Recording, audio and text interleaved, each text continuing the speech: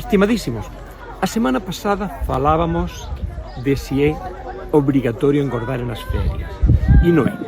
Eu iniciei as miñas ferias e las iniciei con os Açores, máis concretamente la illa de San Miguel, que é un sitio onde adoro vir sempre, e oye, ya fiz 26.000 pasos. Eso quiero decir que quiero decir que mismo que oye vou almorzar a la taberna de mi amigo Fernando Sacarrollas, eu vou poder comer e non engordar. Depois tendré cuidado con o jantar. Falábamos la semana pasada e volto a repetir esta. O que é importante é o equilibrio. Non é algo, non é andar que emagrece, non é comer que engorda.